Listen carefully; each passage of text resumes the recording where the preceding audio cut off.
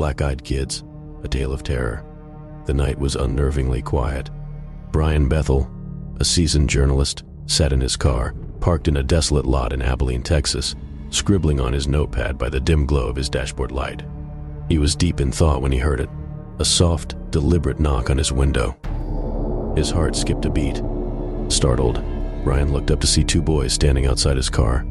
At first glance, they seemed normal, but something was off. Their clothes looked strangely outdated, and their expressions were unnaturally blank.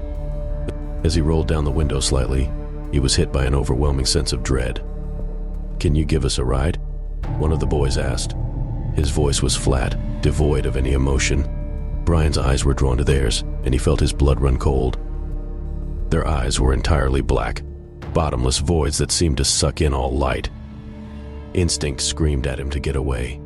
He mumbled an excuse, his voice shaking, and hastily rolled up the window. As he fumbled to start the car, he felt their gaze piercing through him, their faces expressionless. The engine roared to life, and he sped off, his hands trembling on the wheel. The boys stood there, watching him vanish into the night. Brian's account was just the beginning. His story circulated, and soon, others began to come forward with similar experiences. In rural Maine, a family shared their chilling ordeal. It was a stormy night when they heard a knock on their door. Two children stood on the porch, drenched from the rain, asking to use the phone. The family's initial concern quickly turned to terror when they noticed the children's eyes, completely black.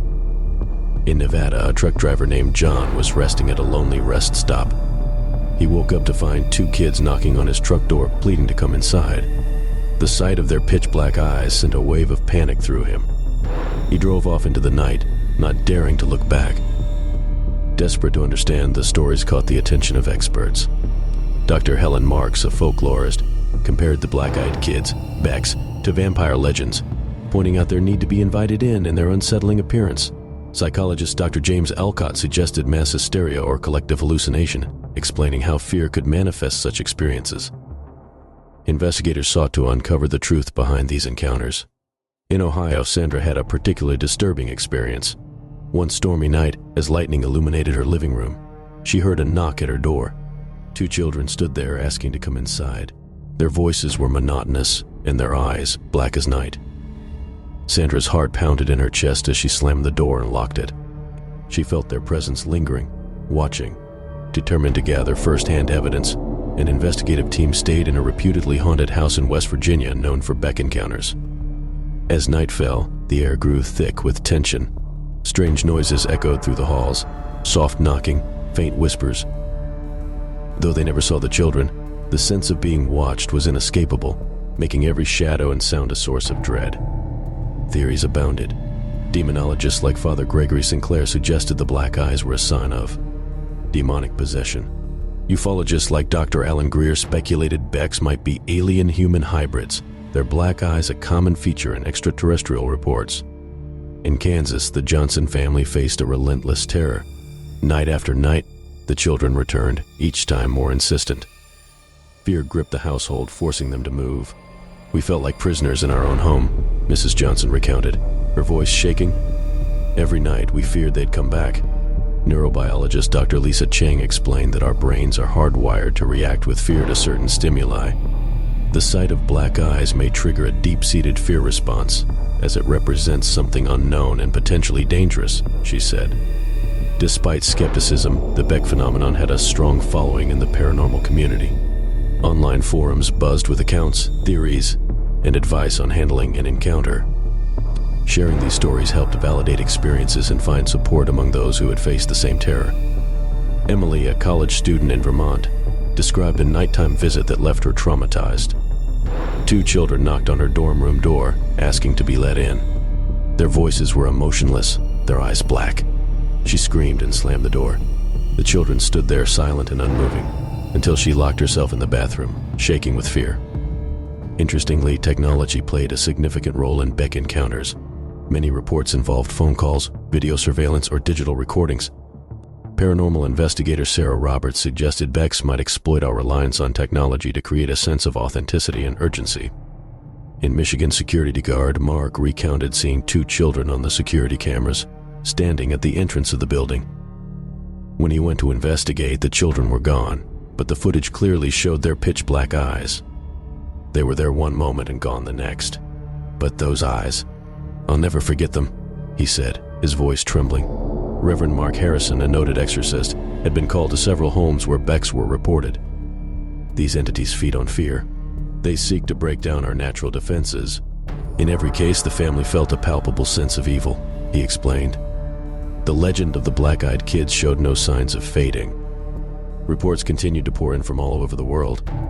In every account, the children appeared, asked for entry, and instilled a deep primal fear in those who encountered them.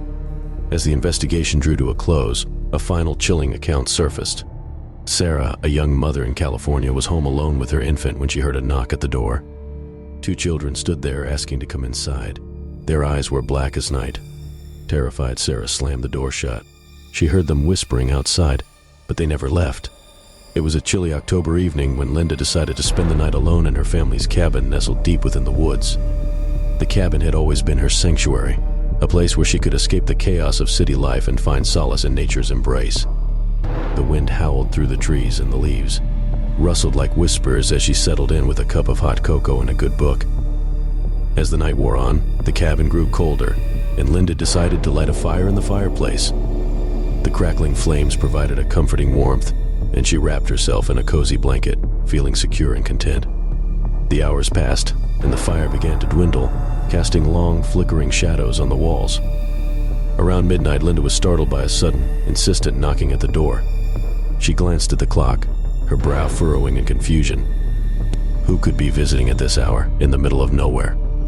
Cautiously, she approached the door and peered through the peephole. To her surprise, she saw 2 young children standing on the porch. They were pale and thin, their heads bowed slightly. "Can I help you?" Linda called out, her voice trembling slightly. "Please let us in," one of the children said in a soft, almost melodic voice. "We need to use your phone." Linda's instincts screamed at her to refuse, but something about the children's plea tugged at her heartstrings.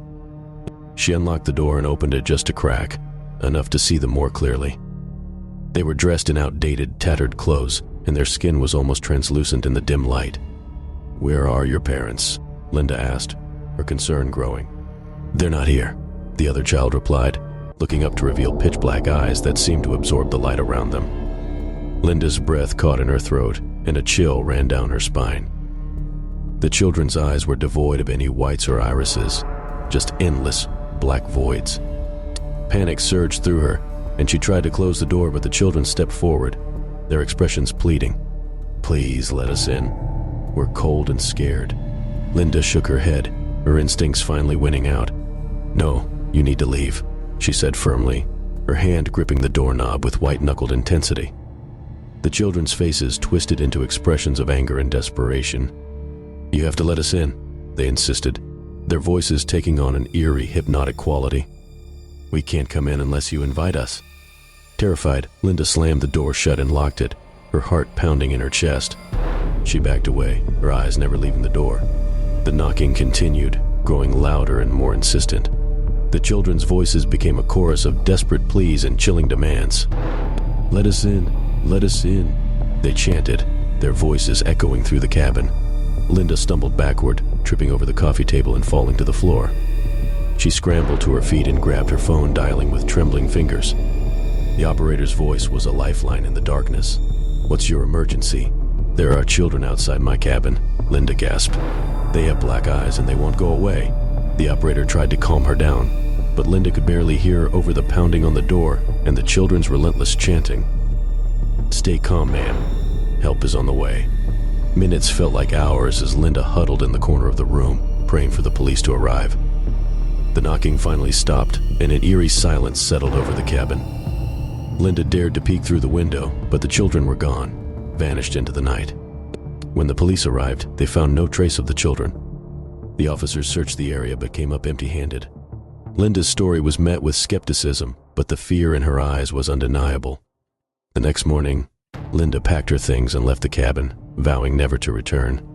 The memory of the black-eyed kids haunted her dreams, their empty, soulless eyes a reminder of the terror that lurks just beyond the veil of the ordinary world.